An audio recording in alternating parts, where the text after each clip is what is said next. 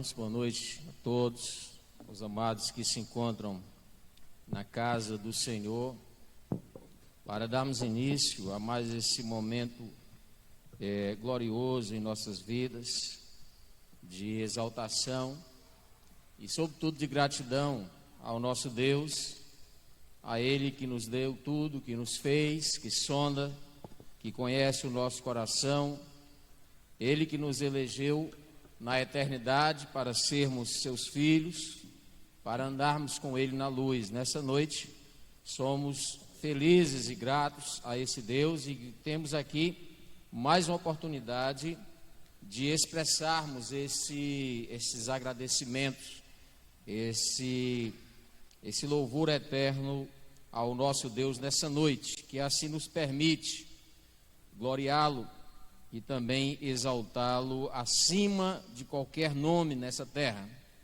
Eu quero ler com os irmãos apenas assentados vão acompanhar o Salmo de número 96, que diz assim: Cantai ao Senhor um cântico novo, cantai ao Senhor todas as terras, cantai ao Senhor, bendizei o seu nome, proclamai a sua salvação dia após dia, anunciai entre as nações a sua glória, entre todos os povos as suas maravilhas, porque grande é o Senhor e muito digno de ser louvado, temível mais que todos os deuses, porque todos os deuses dos povos não passam de ídolos, o Senhor, porém, fez os céus. Glória e majestade estão diante dele, força e formosura no seu santuário. Tributai ao Senhor, ó famílias dos povos, tributai ao Senhor glória e força, tributai ao Senhor a glória devida ao seu nome, trazei oferendas e entrai nos seus átrios. Adorai o Senhor na beleza da sua santidade, tremei diante dele todas as terras. Dizei entre as nações: reina o Senhor, ele firmou o mundo para que não se abale e julga os povos com equidade. Alegrem-se os céus e a terra exulte, ruja o mar e a sua plenitude. Folgue o campo e tudo que nele há. Regozijem-se todas as árvores do bosque, na presença do Senhor, porque vem julgar a terra, julgará o mundo com justiça e aos povos consoante a sua fidelidade. Adorai ao Senhor na beleza da sua santidade. Oremos, mesmo assentados. Santo e maravilhoso Deus, nós aqui, ó Pai, em tua presença, nos encontramos mais uma vez, fruto, ó Pai, da tua misericórdia, fruto do teu amor, em consequência única e exclusivamente, ó Pai, da tua compaixão de nos ter trazido a tua casa, ó Pai, do teu Espírito nos conduzir até aqui, para em gratidão, Senhor, celebrarmos a comunhão que temos, que foi proposta e que foi efetivada em Cristo Jesus. Te dou graças, Senhor, pelos irmãos e irmãs que estão aqui nessa noite. Pela tua igreja, Senhor, aqui representada. Igreja sem denominação, mas igreja com a marca de Cristo. A igreja genuína que exala o bom perfume de Cristo. E nessa noite, ó Pai, em atitude plena de gratidão a Ti, nós queremos exaltar o Teu santo nome, louvar o Teu santo nome e reconhecer, ó Pai, o Teu nome acima de todo nome na face da terra. Tu és o Deus de nossas vidas e somos gratos a Ti, porque um dia o Senhor nos trouxe para junto de Ti para andarmos na luz, onde Tu, Senhor, nos tirou das densas trevas do pecado. E nessa noite, ó Pai, aceita o nosso louvor, a nossa adoração. Aceita e recebe o nosso culto, ó Pai, culto que é prestado somente e exclusivamente a Ti, ao Teu santo nome nessa noite. Retira, Senhor, de nós qualquer capacidade humana de podermos, ó Pai, dizer algo sobre Ti. Que o Teu Espírito possa ser o único, Senhor, a ungir, ó Pai, nossas palavras, o nosso pensamento, os cânticos aqui louvados, a palavra lida, o louvor aqui entoado, ó Pai, e sobretudo, Senhor, Tu unjas o Teu servo, o pastor Alexandre, e mais uma vez nessa noite será o instrumento, ó Pai, em Tuas mãos, para trazermos o doce da Tua palavra, mas também a justiça, ó Pai, da Tua palavra, justiça que nos confronta, justiça que confronta o nosso pecado, justiça que nos faz lembrar que sem Jesus nada somos e nada podemos fazer. Aceita, pois, ó Pai, cada ato litúrgico aqui nessa noite, de todo o nosso coração esteja voltado única e exclusivamente para o louvor da Tua glória. É tudo isso, ó Pai, que nós rogamos, nós Te pedimos e agradecemos no santo nome do Senhor Jesus. Amém. Louvado seja Deus.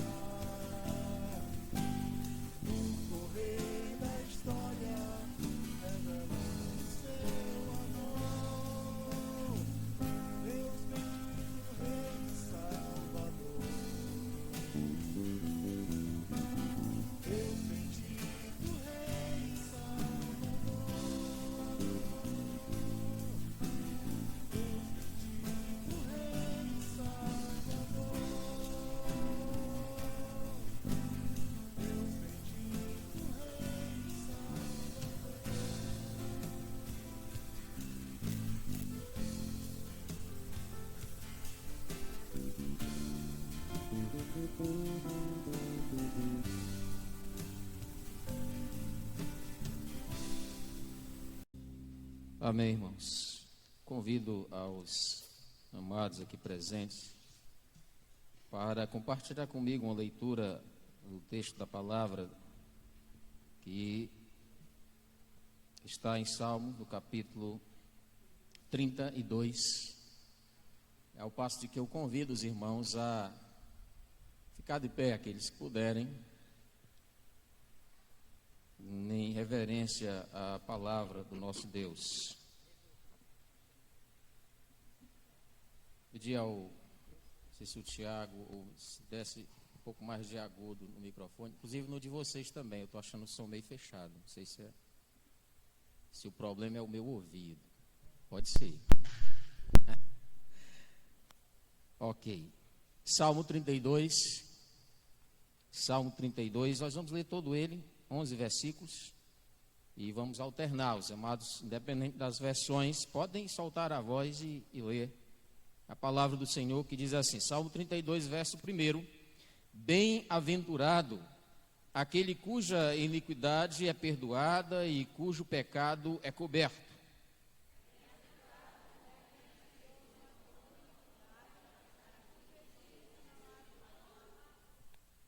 Enquanto calei os meus pecados, envelheceram os meus ossos pelos meus constantes gemidos todo o dia.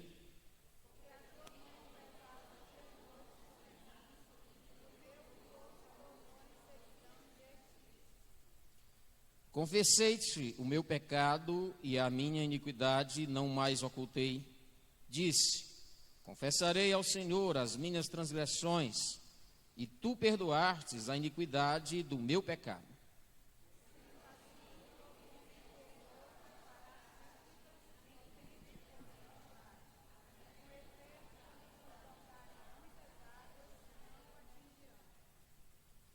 Tu és o meu esconderijo, tu me preservas da tribulação e me cercas de alegres cantos de livramento.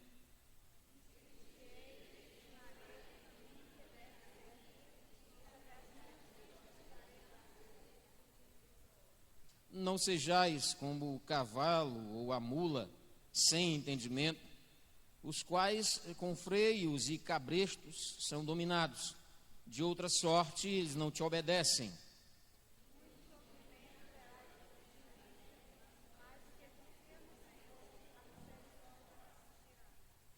Alegrai-vos no Senhor e regozijai-vos, ó justos, exultai vós todos que sois retos de coração.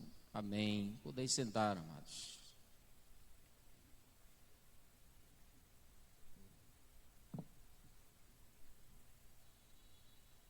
Esta semana, eu e minha esposa, nos defrontamos com uma situação bem complexa, como é que eu posso dizer, bem forte, a partir de uma pessoa que nos é muito chegada, que há muitos tempos, há muitos anos, goza da nossa convivência, de alguém conhecido pela sua introspecção, o temperamento fleumático, de alguém que não gosta muito de expor as suas particularidades, as suas histórias. Vimos essa pessoa entrar em desespero, de angústia, num piscar de olhos, numa atitude desesperadora, angustiante, forte, em que não lembrava nada, absolutamente nada, daquela pessoa que nós a conhecemos e convivemos de muitos anos. E o que mais nos surpreendeu, nos assustou, foi o fato de que ela, paradoxalmente, a tudo aquilo que ela sempre optou na sua vida, por entender que a a solitude, né, a capacidade de você conviver com seus próprios problemas, mudou radicalmente.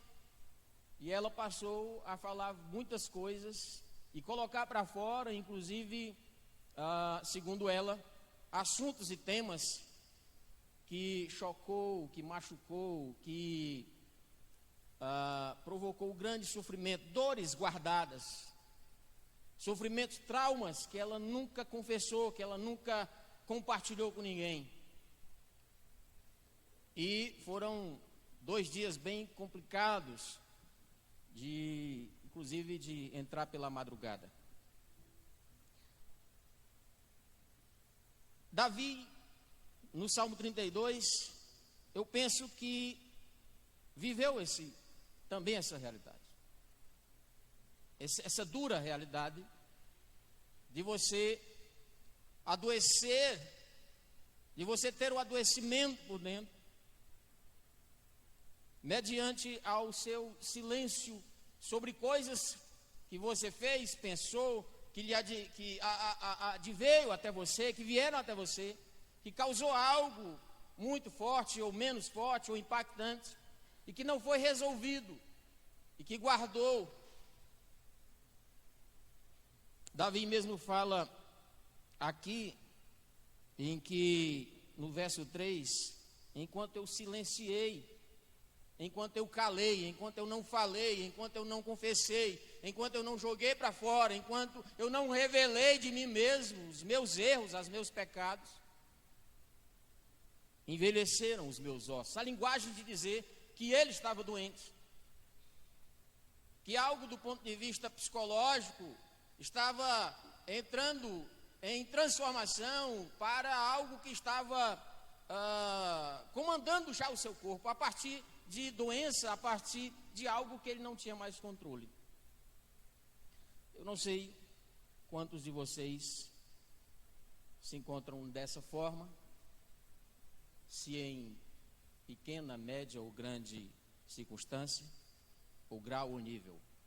O que nós temos que aprender com a leitura e da experiência de Davi é de que se nós guardarmos as nossas dores e não compartilharmos principalmente com aquele que é o refrigério para a nossa alma, amém? Aquele que é o médico, como o pastor Armando diz, o cura da alma, aquele que nos conhece, aquele que sonda. Se nós não fizermos isso, nós certamente vamos também adoecer com isso. A humanidade está ficando assim. Nós estamos passando por um momento bem complexo, nas circunstâncias de vermos dia após dia as pessoas, de uma hora para outra, mostrando a sua fragilidade. Um mundo calado, um mundo que fala muito, paradoxalmente fala muito, mas não fala de si. Porque 90% das mídias sociais é tudo aquilo que nós gostaríamos de ser e não o que realmente nós somos. Porque nós mentimos demais nas redes sociais. Porque até a foto do nosso perfil é aquela que nós mais nos maquiamos. Não é a verdade que está na rede. Se não é o que está na rede, também não é o que está no dia a dia, e isso vai consumindo muitos de nós. O rei Davi passou por isso. Não sei se você está passando por isso, mas se você também guardar, é evidente que nós podemos um dia passar por isso. Esse momento é para isso, irmãos. Esse momento litúrgico, importante, rico, forte da liturgia da nossa igreja, é justamente para que nós nos autoavaliemos, é olhar para dentro de si mesmo, da necessidade urgente de nós nos livrarmos, de colocar para fora, da linguagem mais crua, que é de vomitar, pôr para fora aquilo que nos causa angústia, aquilo que nos dói, aquilo que pode um dia nos controlar ao ponto de fazer-nos tirar nossa própria vida. Feche seus olhos. Entenda isso, essa mensagem rica, verdadeira, do exemplo de Davi. Ele diz mais na frente: confessei-te o meu pecado e a minha iniquidade não mais ocultei. Confessei as minhas transgressões e o Senhor perdoou as iniquidades do meu pecado. Feche seus olhos e confesse a Deus nesse instante. Pai Santo, Deus bondoso, Deus amoroso, nós, ó Pai, aqui queremos, Senhor, mais uma vez, nos colocar diante de Ti, enquanto pecadores que somos, enquanto seres que erram a cada dia, enquanto homens e mulheres frágeis, ó Pai, que mesmo alvo da Tua graça, mesmo transformados por essa graça regeneradora, nós ainda somos diariamente tentados a fazer aquilo que não deveríamos. Vivemos sim o dilema do apóstolo Paulo, de tantas vezes, ó Pai, aquilo que não deveríamos fazer, acabamos fazendo, e aquilo que deveríamos fazer, isso quase sempre evitamos de fazer. Por isso, ó Pai, nós nos socorremos a Ti. Por isso, ó Pai, nós reconhecemos que só temos a Ti. Por isso, Senhor, é a Ti que nós entregamos nesse momento as nossas dores, angústias, pecados, iniquidades, falhas, porque é assim que nós nos reconhecemos, como pecadores arrependidos e dependentes completamente da graça e do perdão divino. Nessa noite, ó Pai, eu rogo em nome do Senhor Jesus, que nesta reunião, nesta assembleia de pecadores redimidos, e o Senhor que conhece profundamente a alma do interior de cada um nessa noite, que possa visitar, Senhor, o nosso interior, que possa lavar de uma vez por toda essa sujeira, tantas coisas guardadas, de um ódio, ó Pai, tantas vezes, do rancor, da angústia da nossa alma, possa ser retirado em nome do Senhor Jesus. Que as vidas nessa noite possam ser libertas, ó Pai, e que nós possamos ter a força necessária para verbalizar, para pôr para fora aquilo que só nos adoece. Vem nos perdoar, ó Pai, mais uma vez. Não nos trata segundo os nossos pecados e não tira de nós, ó Pai, o Teu Espírito Santo. É o que nós te pedimos. E assim como o rei Davi confessou o pecado, confessou a iniquidade, e ele revigorou, ó Pai, a sua alma reviveu. Nós aqui também estamos nessa condição. Portanto, ó Pai, derrama sobre nós o Teu perdão e a Tua misericórdia. Pois tudo isso, ó Pai, nós te rogamos com fé em Cristo Jesus, no nome dEle, nesse nome maravilhoso de poder, que é o nome do nosso Senhor Jesus Cristo. Amém. Louvemos ao Senhor.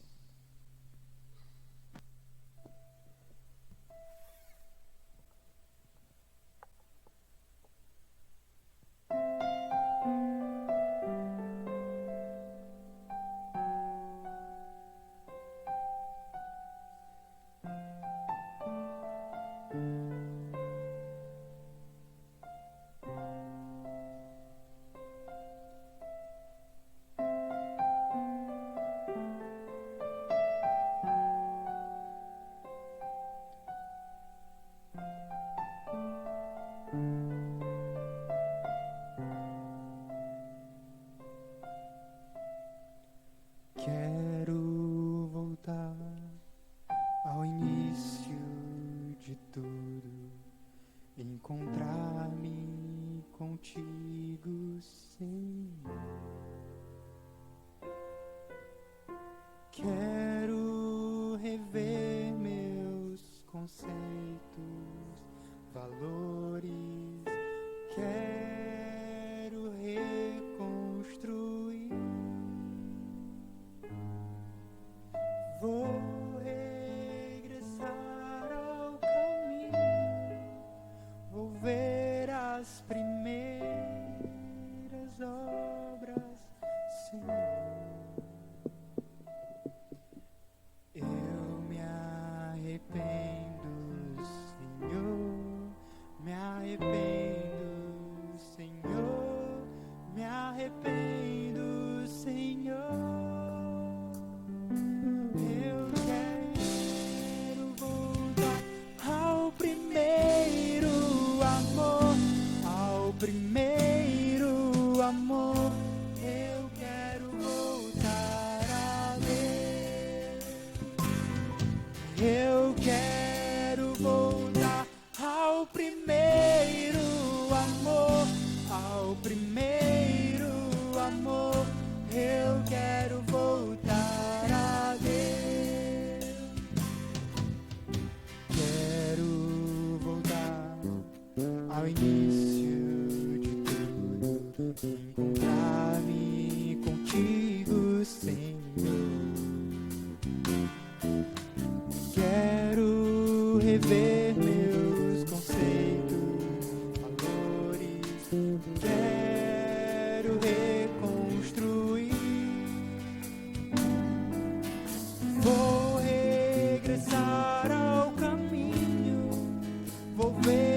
as primeiras obras, eu me arrependo, Senhor, me arrependo, Senhor, me arrependo, Senhor. Eu quero voltar ao primeiro amor, ao primeiro amor.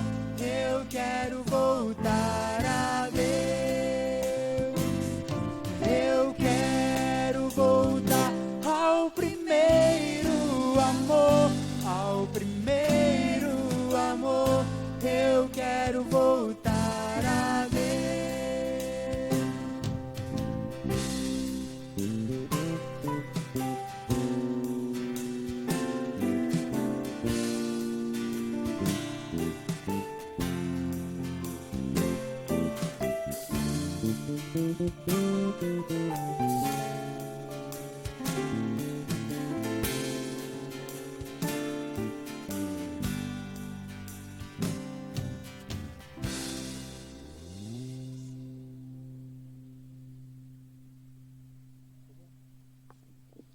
Amém, irmãos.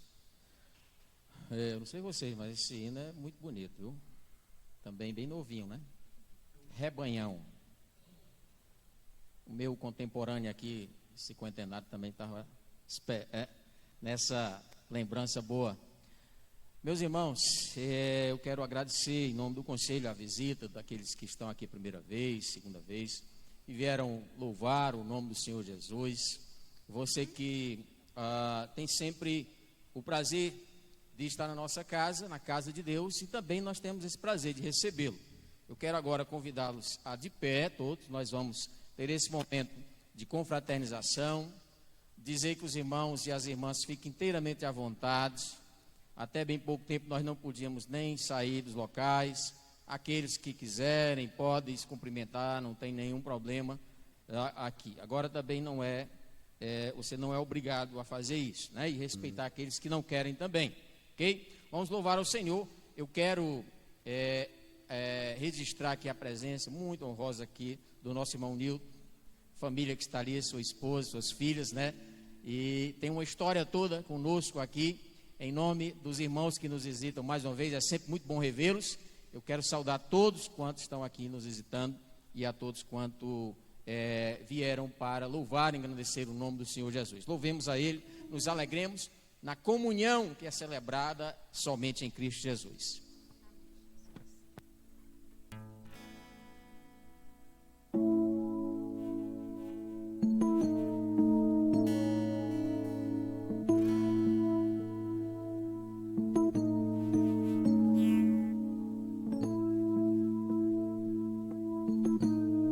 Foi teu imenso amor que me conquistou. Eu não pude resistir. Tão grande compaixão, Senhor. Um coração assim que se entregou por mim, mesmo eu não merecendo, me amou, me aceitou em paz. Tu és para mim mais do que paixão, és o dono da minha vida, Senhor do meu viver, meu Deus. É graça, Senhor. Teu eterno favor, Preso eu estou, por teus laços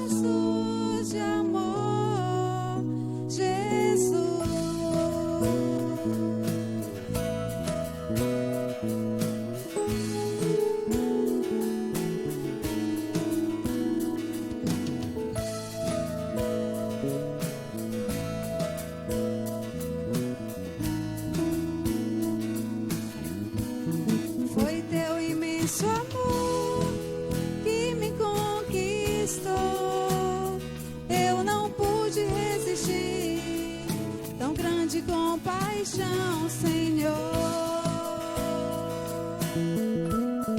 Um coração assim que se entregou por mim, mesmo eu não merecendo, me amou, me aceitou em paz. Tu és para mim mais do que paixão, és o dono da minha vida, Senhor do meu viver, meu Deus. É graça, Senhor, teu eterno favor. Preso eu estou por teus laços de amor. É graça, Senhor, teu eterno favor. Preso eu estou por teus laços de amor, Jesus.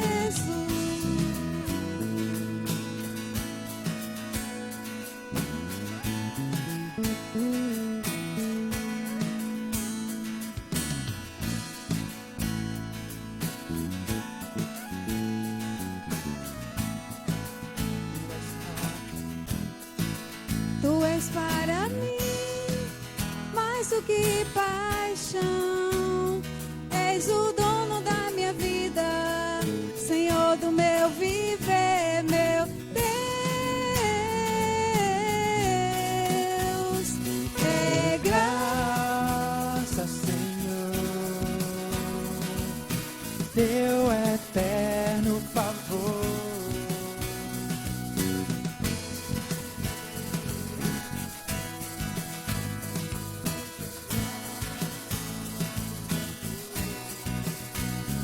É graça, Senhor, teu eterno favor. Preso eu estou por teus laços de amor, Jesus.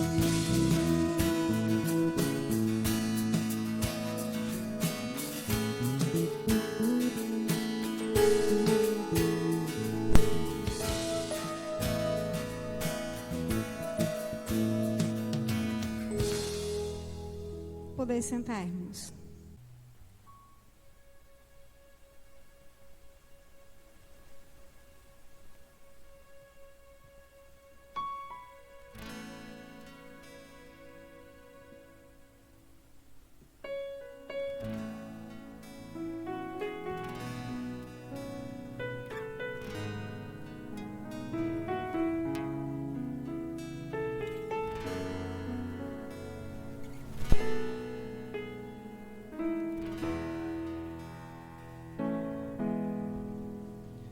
Eu preciso aprender um pouco aqui, eu preciso aprender um pouco ali. Eu preciso aprender mais de Deus, porque Ele é quem cuida de mim. Se uma porta se fecha aqui, outras portas se abrem ali. Eu preciso aprender mais de Deus, porque Ele é quem cuida de mim. Deus cuida de mim. Deus cuida de mim na sombra das tuas asas. Deus cuida de mim. Eu amo a tua casa e não ando sozinho, não estou sozinho, pois sei, Deus cuida de mim, Deus cuida de mim, na sombra das tuas asas, Deus cuida de mim. Eu amo a tua casa e não ando sozinho, não estou sozinho, pois sei por quê.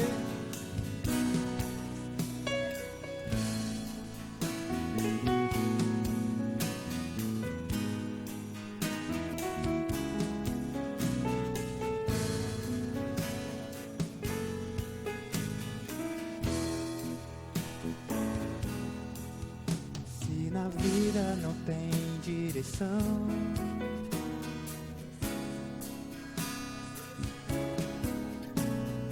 eu sei que existe alguém que se uma porta se fecha aqui, outras portas se abrem. Eu preciso aprender mais de Deus, porque Ele é quem cuida de mim. Deus cuida de mim. Deus cuida de mim. Na sombra das suas asas, Deus cuida de mim. Eu amo a sua casa e não ando sozinho, não estou sozinho, pois sei, Deus cuida de mim, Deus cuida de mim, na sombra das tuas asas, Deus cuida de mim, eu amo a sua casa e não ando sozinho, não estou sozinho, pois sei, Deus cuida de mim.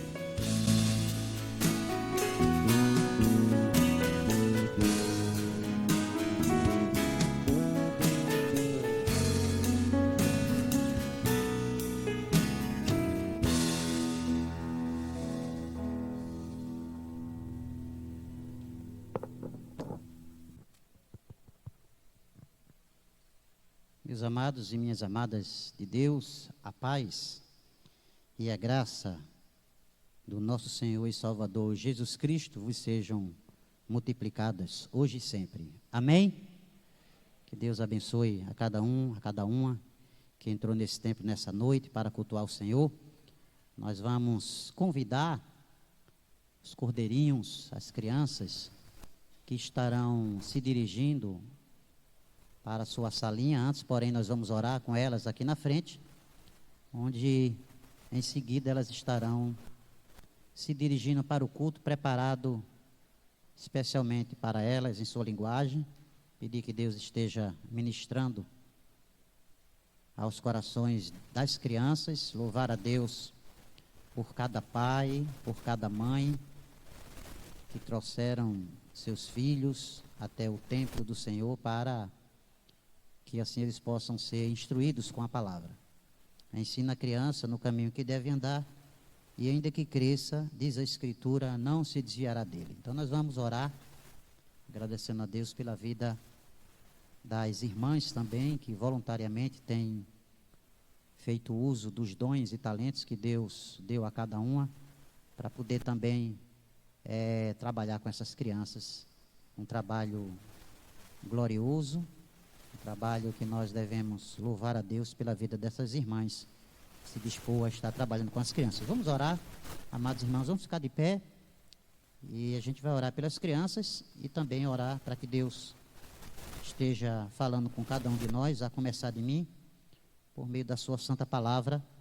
Nós vamos orar. Santo e eterno Deus, Todo-Poderoso, Pai glorioso, Deus bendito, nós queremos louvar, Pai, o teu santo nome, te agradecer por cada uma dessas crianças, desses pequeninos, que todos os domingos estão aqui, na semana também, sendo instruídos, ensinados, e a nossa oração é que eles possam crescer, conhecendo sobre o amor do Senhor e se tornando grandes servos e servas do Senhor Jesus a serviço do teu reino.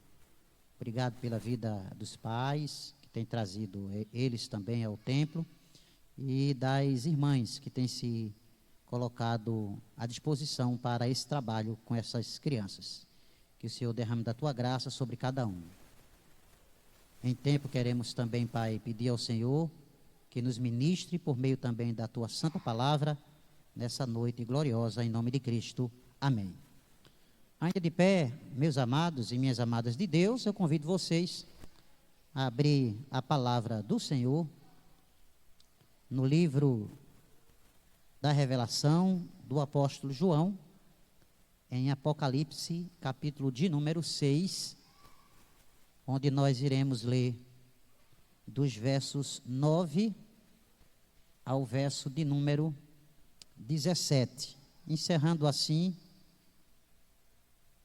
esse capítulo de número 6, essa perícope, essa última parte aqui desse capítulo 6, que vai do 9 até o verso de número 17, onde nós, nessa noite, iremos falar sobre o juízo de Deus, a perseguição da igreja e a vitória final dos santos. Esse é o tema.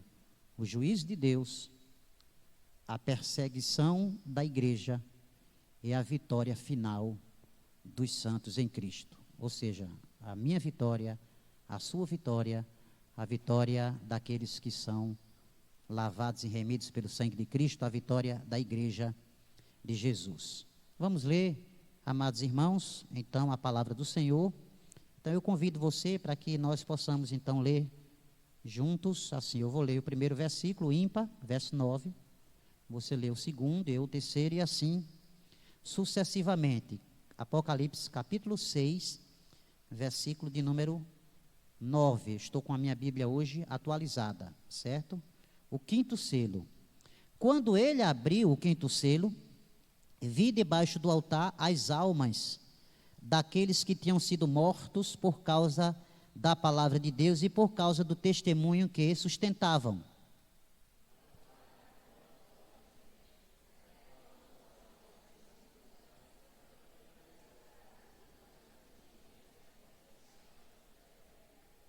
Então a cada um deles foi dada uma vestidura branca, e lhes disseram que repousasse ainda pouco tempo, até que também se completasse o número dos seus conservos e seus irmãos que iam ser mortos, como igualmente eles foram.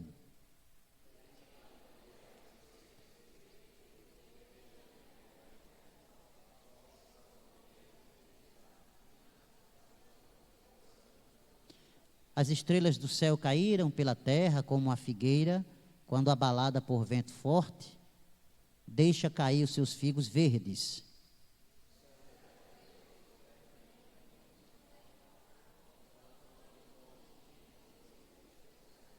Os reis da terra, os grandes, os comandantes, os ricos, os poderosos e todo escravo e todo livre esconderam nas cavernas e nos penhascos dos montes.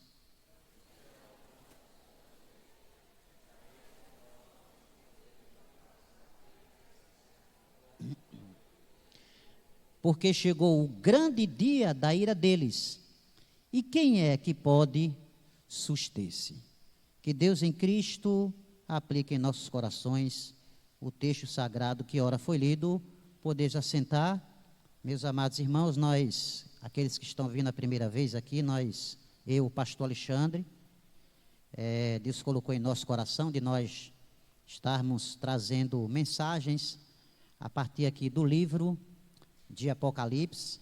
Já trouxemos algumas mensagens aqui no livro. Nós dissemos que o nosso objetivo em trazer mensagens aqui no livro de Apocalipse é para trazer conforto à igreja, até porque o livro da Revelação, o livro de Apocalipse, é um livro escrito para trazer conforto à igreja, não é um livro escrito para assustar ninguém, apesar das figuras de linguagens que aparecem, apesar de coisas aparentemente monstruosas que aparecem aqui em alguns capítulos.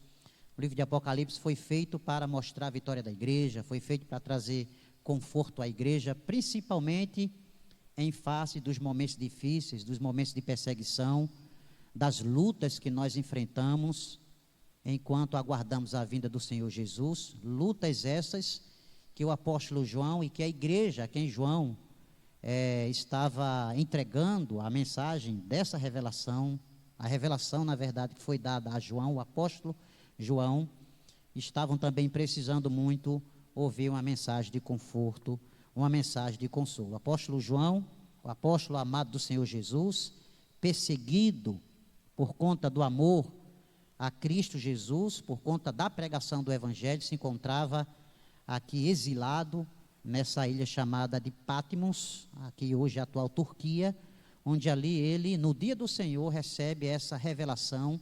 O Senhor revela a João as coisas que haveriam de acontecer nos últimos tempos. E a partir daquilo que ele conhecia, da sua realidade, de sua época, ele vai descrevendo tudo aquilo que ele estava vendo, tudo aquilo que o Senhor Jesus estava revelando para ele. Nós, na semana passada, iniciamos aqui o capítulo de número 6, nós falamos dos selos que foram abertos pelo Cordeiro de Deus, que é o próprio Senhor Jesus. Falamos que esses selos representavam o juízo de Deus derramado sobre a terra, e de que os 4 primeiros selos, que aparecem com as figuras de 4 cavaleiros, bem como seus cavalos, cada um com cores diferentes, cada cor e cada cavalo representava uma coisa. Falamos isso na semana passada. Se você quiser saber da mensagem da semana passada, está no YouTube da Igreja Presbiteriana de Itapipoca, você pode ouvir lá as mensagens anteriores que nós pregamos, e falamos então ali desses cavaleiros, da mensagem que eles estavam trazendo, do juízo de Deus.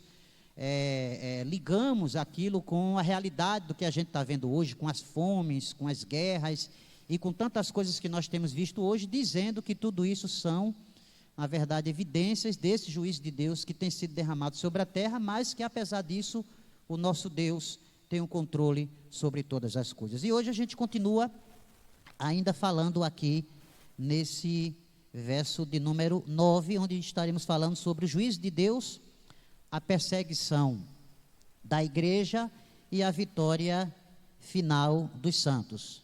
Meus amados irmãos, nós bem sabemos que o sofrimento sempre foi, a perseguição, o sofrimento sempre foi uma realidade na vida da Igreja de Cristo, assim como foi inclusive na vida do próprio Senhor Jesus, que foi perseguido e foi morto por conta da sua missão aqui em trazer a mensagem do Evangelho da Paz, do Evangelho da Graça. Eu li certa vez o testemunho de um pastor luterano chamado Richard Wurmbrand. Ele é da Romênia, que além do seu sofrimento, ele trazia também o testemunho dos sofrimentos de crentes da igreja secreta, conhecida como igreja secreta, nos países atrás da cortina de ferro, em plena época da Segunda Guerra Mundial, ali nos idos do ano de 1945. O livro tem por título, acredito que você talvez até já tenha lido, tem por título Torturado por Amor a Cristo. Richard Wurmbrand.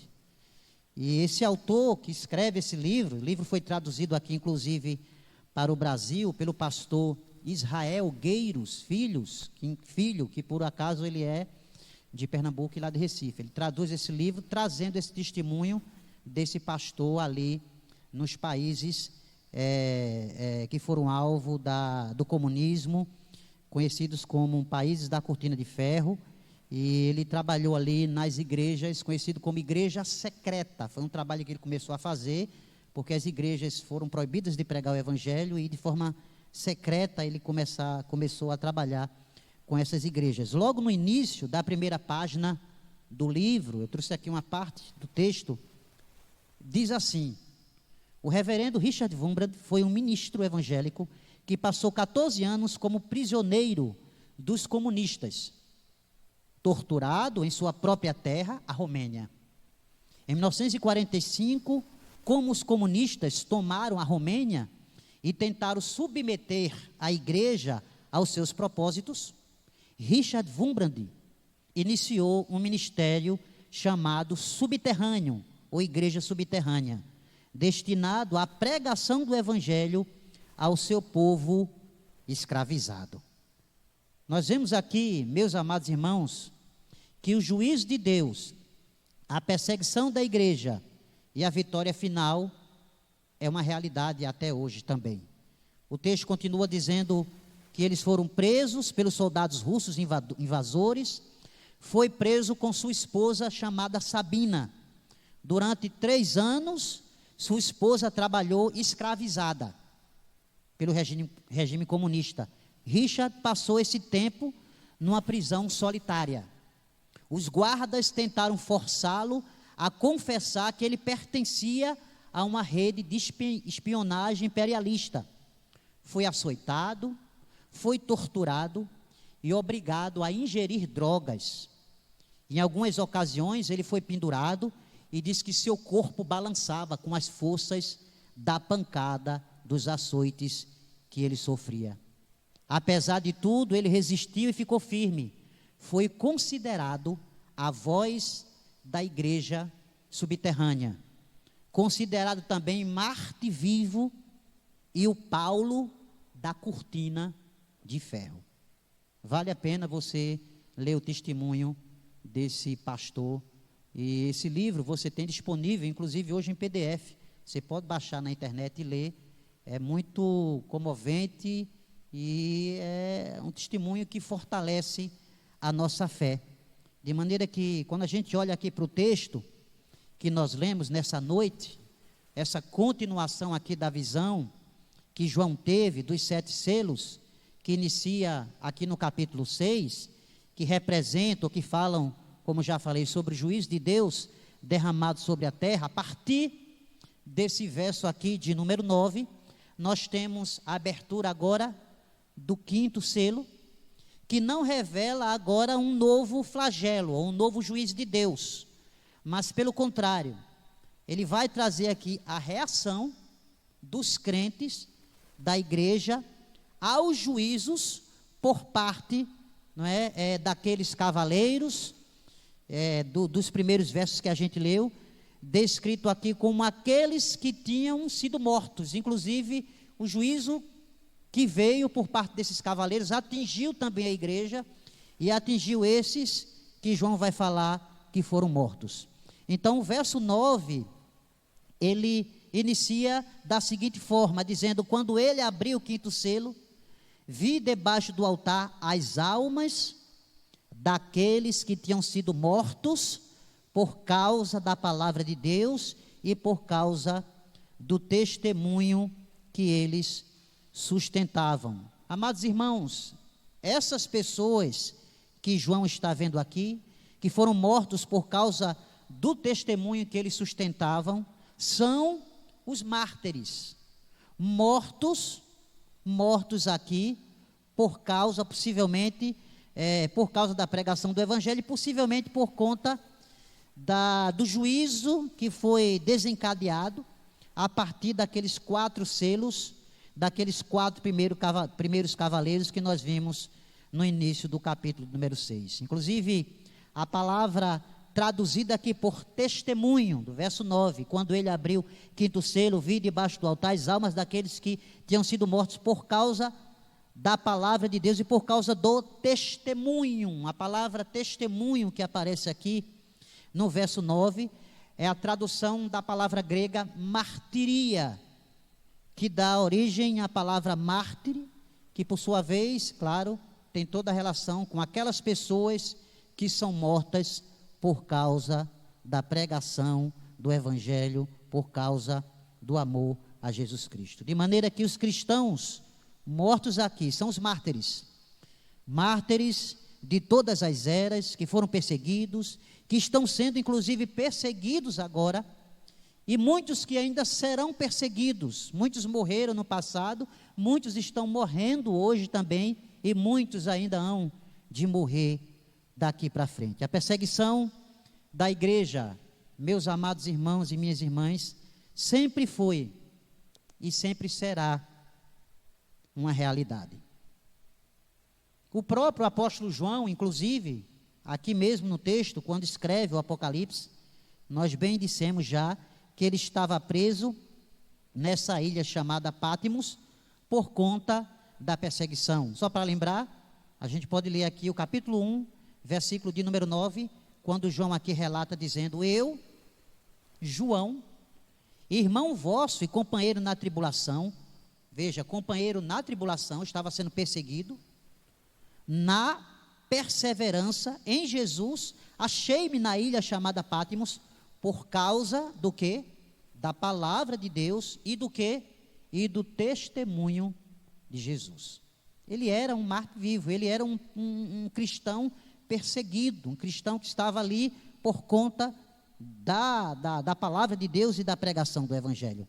De maneira que o sofrimento e perseguição também foi uma realidade na vida desse homem chamado João, daqueles irmãos a quem ele escreveu a carta, e como bem dissemos, do próprio Senhor Jesus.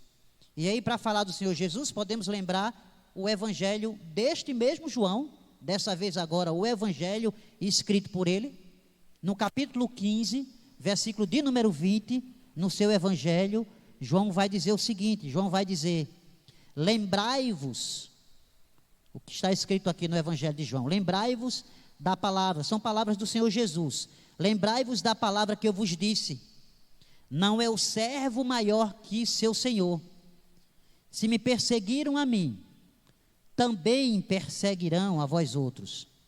Se guardaram a minha palavra, também guardarão a vossa.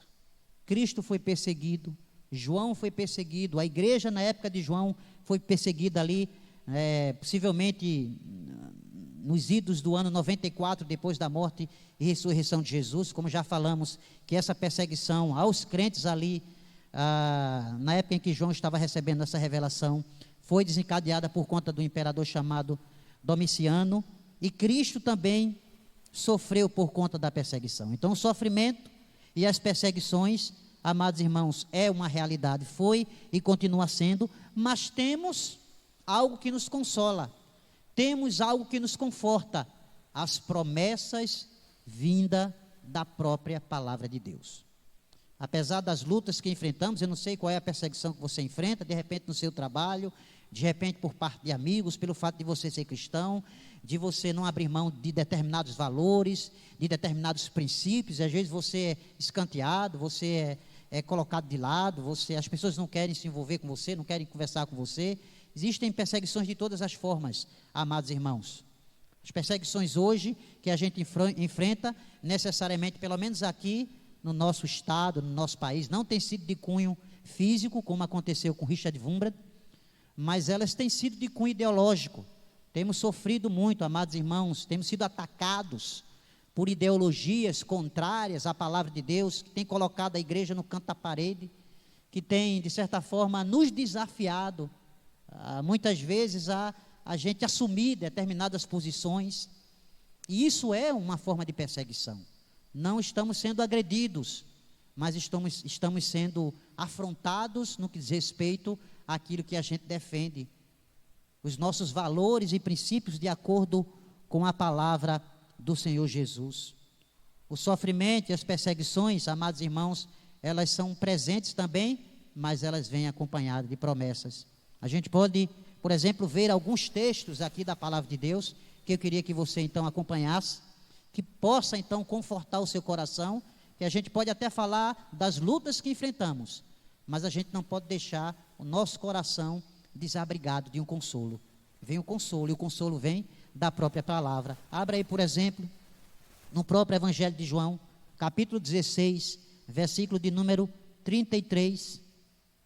Temos aqui a promessa da companhia do Senhor Jesus em todos os tempos. João 16, 33 diz assim: essas coisas vos tenho dito, para que tenhais paz em mim. No mundo passais por aflições, mas o que? Tende bom ânimo, eu venci o mundo.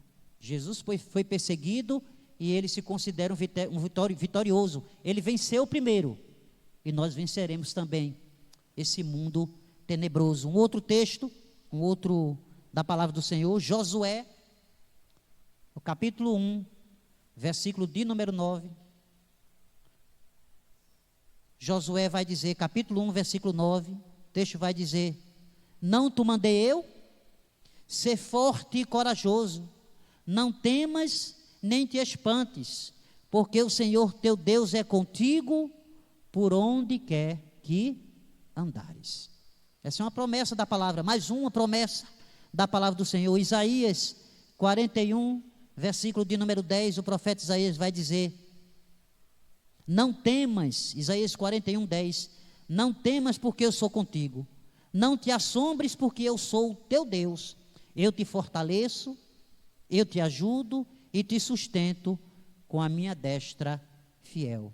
Louvado e glorificado seja o nome do nosso Senhor Jesus Cristo. Meus amados irmãos, além do Richard Wurmbrand, a história da igreja, de fato, ela tem sido marcada por perseguições. No ano 150, a igreja foi perseguida antes de Cristo, o templo de Jerusalém foi destruído. No ano 70, nós tivemos ali também a invasão de Jerusalém, o templo também foi destruído. A igreja, no decorrer da história, continuou sendo perseguida. A história da igreja está marcada. A chamada também grande perseguição que aconteceu no ano 303 pelo imperador Diocleciano e seus colegas chamados Maximiano, Galério e Constâncio Cloro, aí por volta do ano 303, século IV depois de Cristo. Essa chamada grande perseguição emitiu uma série de éditos em que revogavam os direitos legais que os cristãos tinham de adorar o Senhor e exigiam agora que eles sacrificassem e adorassem as divindades romanas. Essa grande perseguição durou bastante tempo, mas ela não logrou êxito sobre a igreja, não impediu que a igreja continuasse a crescer. Por quê? Porque o Senhor da igreja sustenta a igreja e não tem deixado ela desamparada. De maneira que no ano 324, Constantino passou a ser o único governante do império e o cristianismo passou agora a ser a religião por ele mais favorecida. Foi um período de breve paz. Deus está sempre cuidando da sua igreja. O versículo de número 10, voltando aqui para o nosso texto de Apocalipse, capítulo de número 6, o verso 10 nos diz o seguinte: clamavam em grande voz dizendo: até quando, ó soberano Senhor, santo e verdadeiro, não julgas nem vingas nosso sangue dos que habitam sobre a terra? Então o verso de número 10, ele começa aqui com essa pergunta. Ele nos informa que esses mártires estão aqui clamando por justiça, porque sabem que Deus não deixará de vingar o sangue dos seus filhos, daqueles que estão sendo mortos. E assim como o diácono Estevão, lá no capítulo 7 de Atos, o primeiro mártir do cristianismo, morto por causa do amor a Cristo, esses irmãos mártires também, já mortos, já no céu, ali diante do trono do Senhor, estão clamando, na verdade, pela vinda do Senhor Jesus. Maranata, vem Senhor Jesus. Eles não querem aqui, na verdade, uma vingança pessoal, mas eles anseiam pela vinda do Senhor, pelo grande dia quando definitivamente a majestade e a santidade, a soberania e a justiça de Deus em Cristo serão então reveladas. Esses irmãos já estão ali desfrutando da glória do Senhor, mas eles querem que o Senhor volte, eles querem que tudo acabe logo. E então nós temos aqui o verso de número 11, que continua dizendo: então, a cada um deles, desses mártires que estão clamando, foi dada uma vestidura branca. Eles disseram que repousasse ainda pouco tempo, até que também se completasse o número dos seus conservos e seus irmãos, que iam ser mortos, como igualmente eles foram. Agora nós olhamos aqui para esse verso 11, que nos mostra que a cada um desses mártires é dado, meus amados irmãos, uma vestidura branca. O que isso significa? O que isso simboliza? Está aqui simbolizando a justiça, está simbolizando a santidade, o regozijo, que é exatamente a situação daqueles que estão com o Senhor. Eles agora estão plenos de regozijo, de santidade, estão no lugar santo, livres do pecado, no repouso celestial e aguardam aqui pela justiça de Deus, pela vinda do Senhor. Eles têm aqui a garantia de que suas orações serão respondidas. No entanto, o texto também diz que o Senhor só voltará, o Senhor só virá novamente, até que cada eleito seja alcançado e salvo pela graça do nosso Senhor e Salvador Jesus Cristo. Como bem disse o apóstolo Pedro na sua segunda carta, 2 Pedro, capítulo 3, versículo de número 9, voltando um pouco aqui, Pedro vai dizer: não retarda o Senhor a sua promessa, ele voltará, ele virá, certamente virá. Não retarda o Senhor a sua promessa, como alguns julgam demorada. Muitos estão dizendo, mas está demorando tanto. Alguns até já estão desistindo da fé, abandonando a fé, dizendo, não, o Senhor não vem mais. Já faz tanto tempo, meu avô já dizia, meu tataravô dizia que o Senhor voltaria. Até agora ele não voltou e não volta mais. E aí abandonam a fé, mas não retarda. Alguns acham que é demorada. Pelo contrário, por que é que o Senhor demora? Porque Ele é longânimo para convosco, não querendo que nenhum pereça, senão que todos cheguem ao arrependimento. O Senhor voltará, mas enquanto existirem eleitos, como nós defendemos em nossa igreja, enquanto existirem escolhidos de Deus, o Evangelho há de alcançar essas pessoas, até que o último seja alcançado. Então vejam aqui que de forma clara, o verso 11 mostra que uma resposta preliminar à oração desses santos é dada quando cada um recebe aqui a recompensa eterna por sua perseverança, que é de certa forma o consolo de saber que nenhum dos seus irmãos que ainda sofrem na terra se perderá. Todos, amados irmãos, serão alcançados no tempo oportuno. Meus amados, essa justiça de Deus sobre os perseguidores da igreja, obrigado, homem de Deus, ela há de se concretizar.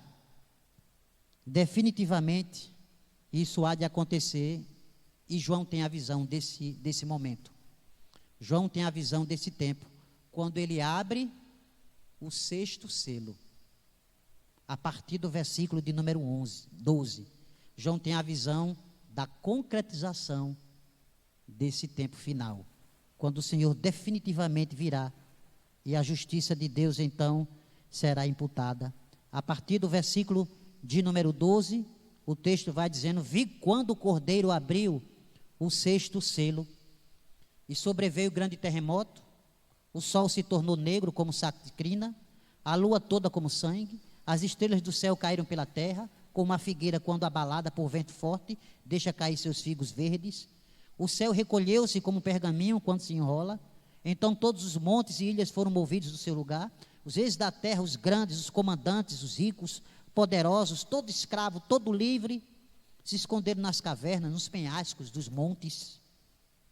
E disseram aos montes e aos rochedos: cai sobre nós, escondei-nos da face daquele que se assenta no trono e da ira do Cordeiro, porque chegou o grande dia da ira deles. Quem é que pode suster-se? Então vejamos, inclusive, o que diz Isaías e Ezequiel.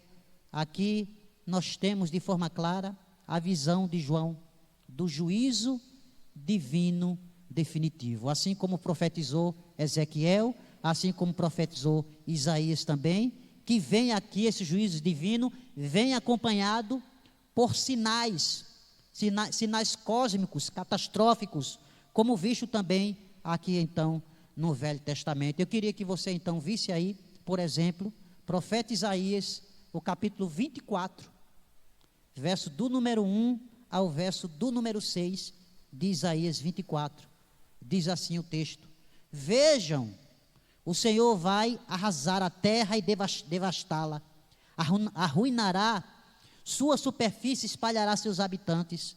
Será o mesmo para o sacerdote e o povo, para o senhor e o servo, para a senhora e a serva, para o vendedor e o comprador, para quem toma emprestado e quem empresta, para o devedor e o credor. A terra será completamente arrasada e totalmente saqueada.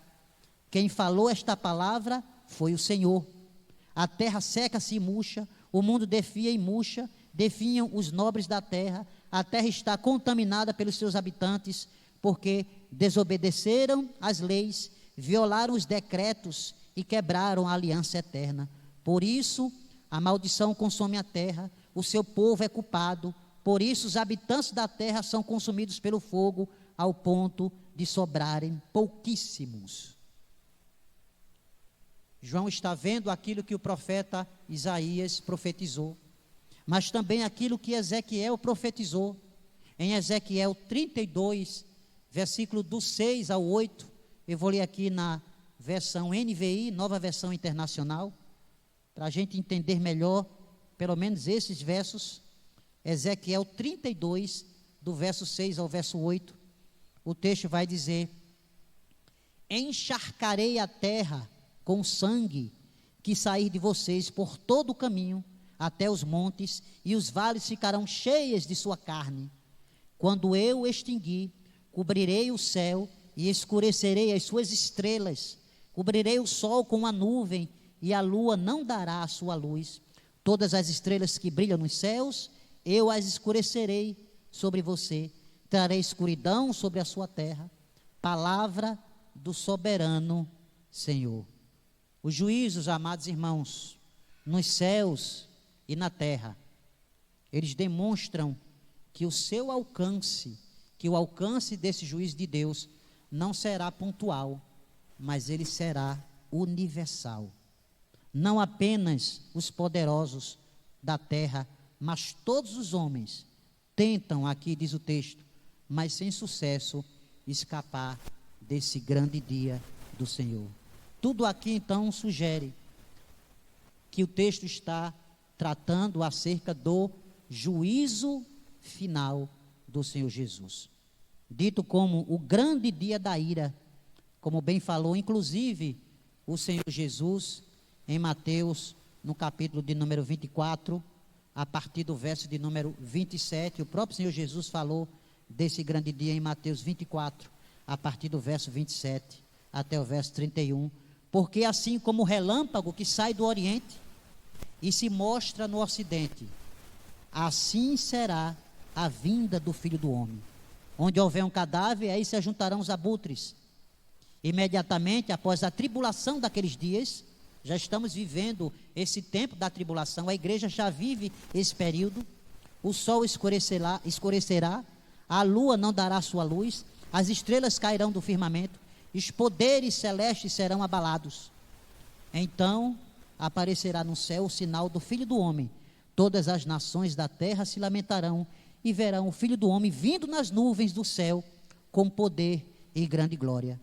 E ele enviará os seus anjos com grande som de trombeta, e estes reunirão os seus eleitos dos quatro ventos, de uma a outra extremidade dos céus. Todos, amados irmãos, eleitos de Deus, serão alcançados. E quando esse dia chegar, o nosso Senhor voltará. Nós concluímos essa mensagem dizendo que muitos dizem que a terra vai se acabar com fogo, ou com isso ou com aquilo. Alguns cientistas, inclusive, dizem que quando uma estrela morre, ela cresce muito, ela chega a um tamanho absurdo, milhões de vezes o seu tamanho, depois ela explode, ela se torna chamada numa supernova. Ela cresce, o Sol ainda tem muitos anos, nosso Sol ainda é um jovem Sol, segundo os cientistas. Não sabemos exatamente como acontecerá a vinda do Senhor. Pode ser assim, pode ser o Sol que vai, enfim, se tornar uma supernova, e quando uma estrela ela morre, com ela destrói todo o sistema ao seu redor, todas as outras estrelas, planetas, tudo que tiver, consome tudo. Mas nós não sabemos exatamente aos detalhes como isso acontecerá. Alguns comentaristas dizem que essa questão do sol cair, das estrelas, do sol escurecer, das estrelas caírem, representam os poderes da terra, as grandes nações pagãs que se levantam contra Deus, que serão destruídas, que irão cair. Essa é uma linha de interpretação. Mas a certeza é que o nosso Senhor voltará. E a igreja, de fato, o juízo de Deus é uma realidade, a perseguição da igreja é uma realidade, mas a vitória final dos santos também é uma realidade vista pelo apóstolo João. A abertura desses selos, a gente vê que desencadeiam os juízos de Deus, mas tudo está debaixo do precioso controle daquele que se assenta no trono. Por mais difíceis que sejam as circunstâncias, as visões do apóstolo João mostram que Cristo domina sobre tudo. Por pior que sejam as provações e perseguições, o Senhor sempre guarda a sua igreja para que nenhum dos seus se percam. Ele até mesmo usa essas dificuldades para purificar a sua igreja dos infiéis, fortalecer a fé dos crentes e punir os que perseguem o seu povo. Amados irmãos, que nós não venhamos a perder a nossa esperança, que a gente continue firme, buscando o Senhor. Não fique pensando, o Senhor está demorando a voltar, está retardando muito a vinda do Senhor. Certamente pode parecer demorado para nós, porque o nosso Deus, ele não é Cronos, Deus é Kairos. A palavra Cronos é a palavra grega, que deu origem a cronômetro, relógio. Deus não vive numa dimensão temporal, Deus não vive na nossa dimensão, Deus vive numa dimensão chamada eternidade. Deus não tem relógio no céu. Para Deus um dia é como 1000 anos é como um dia. Então para Deus, se daqui a 100 anos ele voltar, que diferença faz? Daqui a 1 bilhão de anos ele voltar, faz diferença. Deus vive num plano eterno. A gente é que está preocupado, não é? Não volta ainda, já está demorando tanto. Meu avô falava, minha avó, demorando para a gente, que a gente vive nessa dimensão temporal. Para Deus não. O certo é que ele voltará, e nós temos que viver cada dia como se o Senhor fosse voltar amanhã. Viva o dia de hoje como se Cristo fosse voltar amanhã. Muitos, perdendo essa esperança, têm enveredado por tantas coisas, têm abandonado a fé, mas ainda que a gente não saiba quando ele vai voltar, nós precisamos continuar a nossa caminhada. A gente não pode dizer, não, ele não vai voltar, então eu vou cair aí, né, na bagaceira e vou, enfim, cair nessa vida aí fora, e quando eu tiver velho, aí eu me lembro do Senhor. E aí você vai se oferecer a Deus depois de velho, presente velho. Você gosta de receber presente velho? É bom quando a gente está jovem ainda, não é? Lembra-te do teu Criador nos dias da tua mocidade. E é claro, se a idade passou e você ainda não resolveu entregar a vida ao Senhor, se abraçar com esse Cristo, que é a nossa única esperança, ainda há tempo.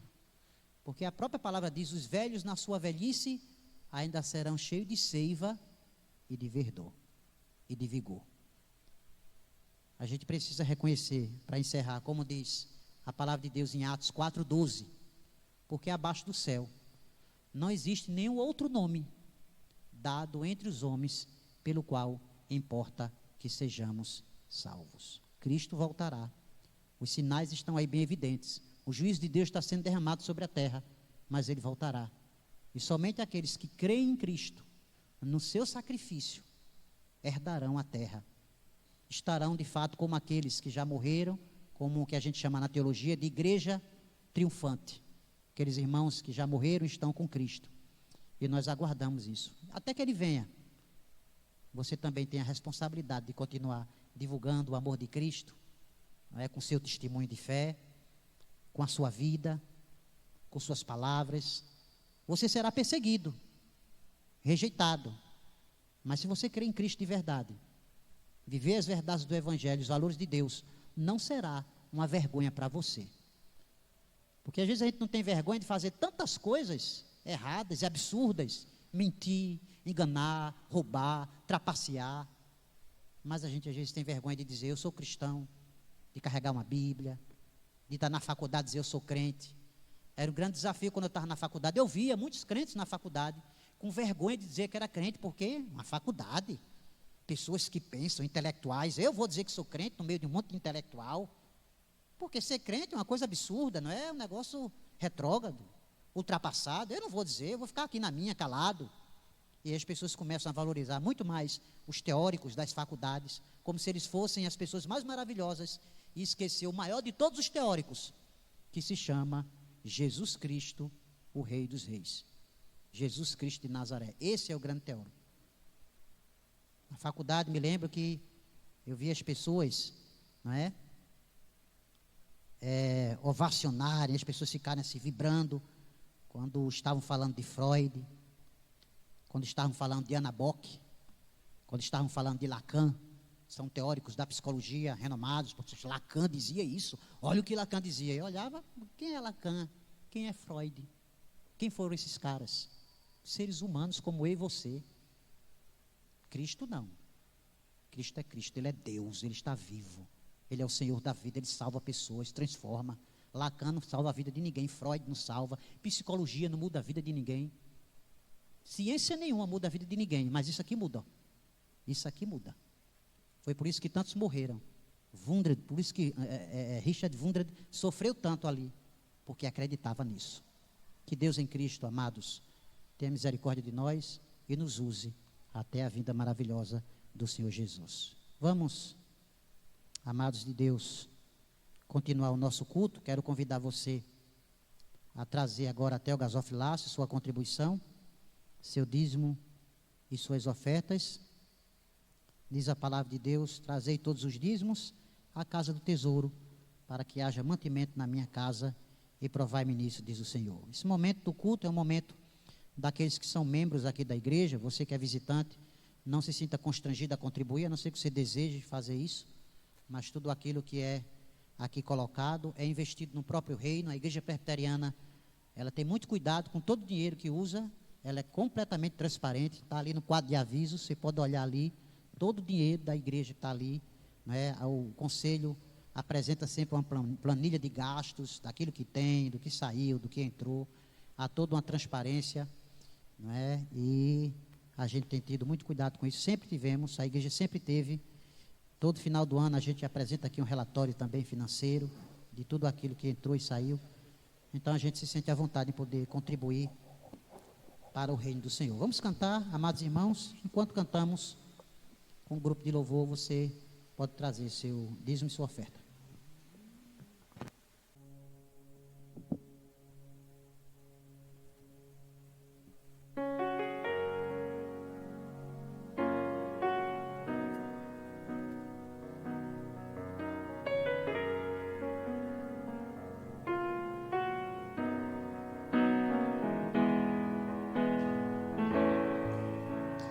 Perto quero estar,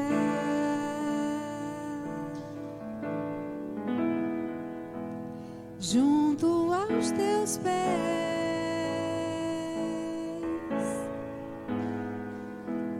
pois prazer maior não há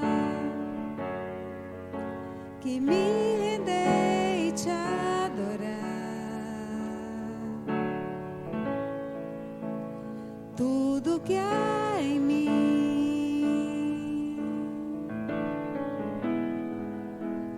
quero te ofertar,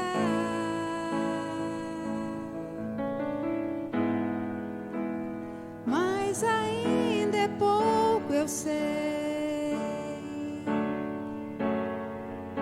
se comparado ao que ganhei. Não sou apenas servo, teu amigo me tornei.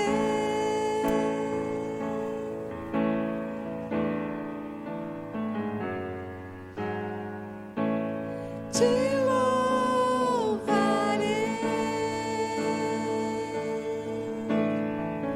não importam as circunstâncias. Adorarei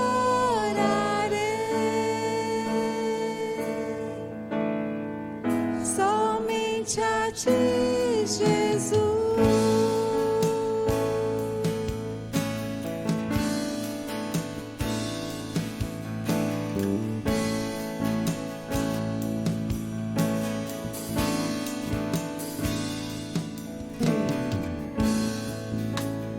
Perto quero estar,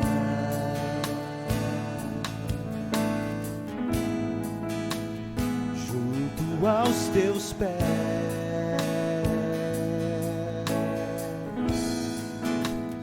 pois prazer maior não há que me render e te adorar. Tudo que é em mim, tudo que há em mim,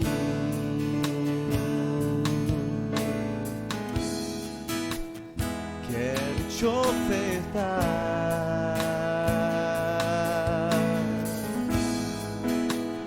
mas ainda é pouco, eu sei,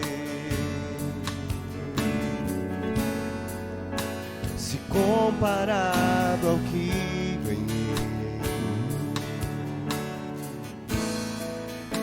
Não sou apenas servo, teu amigo me tornei.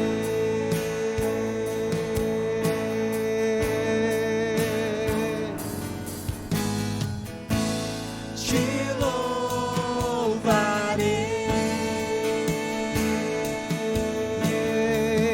não importam as circunstâncias.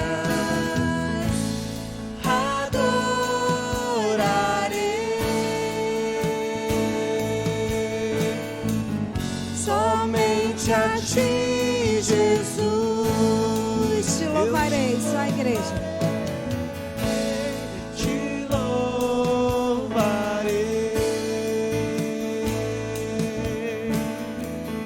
Não importam as circunstâncias, adorarei. Somente a ti, Jesus.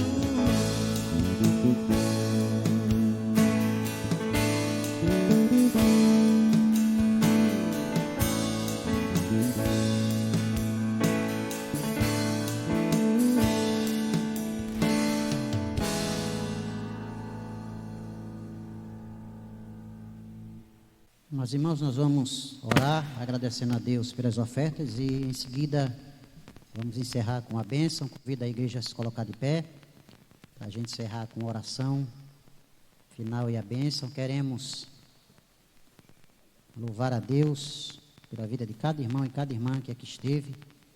Que Deus continue te abençoando. Nós vamos orar, depois os irmãos vão assentar um pouco mais, só para a gente dar alguns avisos. Pai, obrigado por esse momento também de ofertório.